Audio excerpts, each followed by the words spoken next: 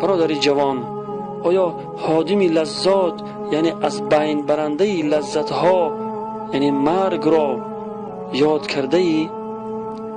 آیا به شدت و سختی لحظه جان کندن اندیشیده ای؟ آیا روزی را که در جمع مردگان قرار میگیری به یاد آورده ای؟ آیا روزی مفارقت و جدایی از دوستان و زن و فرزندان و همسایگان را یاد میکنی؟ آیا تنگی قبر و تاریکی آن را میدانی؟ آیا وحشت و سختی قبر را یاد کرده ای؟ آیا عذاب قبر را یاد کرده ای؟ آیا به فکر کیرمها و مار و کژدمهای آن بوده ای؟ آیا به گرزهای آتشین آن روز اندیشیده ای؟ آیا به سؤال منکر و نکیر فکر کرده ای؟ آیا می توانی به آنها جوابی درست و صحیح دهی؟ یا به تو می گویند بی جواب به قبر آمده ای؟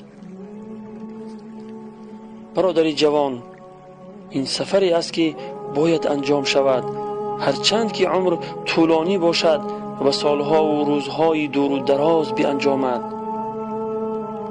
چه کسی تا کنون مرگ را از خود دور کرده است؟ چه کسی ملک الموت را از خود رانده و ساعت مرگ خود را به تأخیر انداخته است؟ پس تکبری کردن برای انسانی که طعمه کرمهای درون قبر می شود چی معنی دارد؟ برادری جوان، چرا سرکشی میکنی وقتی که خاک آخرین مکان و منزل توست؟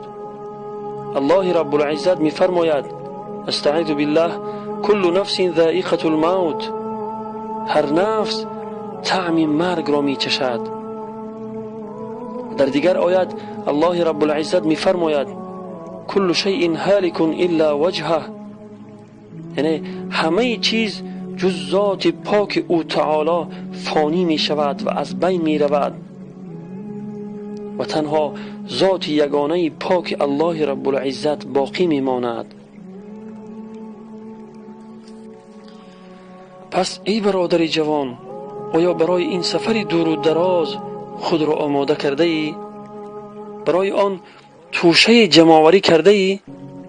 این را سفر آخرت می گویند که برای آن بهترین توشه تقوا است، یعنی ترس خدا است که انسان در پنهانی ها که هیچ کسی غیر از الله رب العزت او را نمی بیند و از ترس خدا مرتکب گناه نمی شود. برادر جوان، مسافه دور و دراز این سفر را با انبار گناه طی کردن آخرانه به نظر نمی رسد. پس ای برادر جوان، پیش از آن که به این سفر دور و دراز می برایی، با توبه و استغفار باری گران این همه گناهان را از دوش خود بگذار و خود را برای این سفر پرخطر آماده بکن.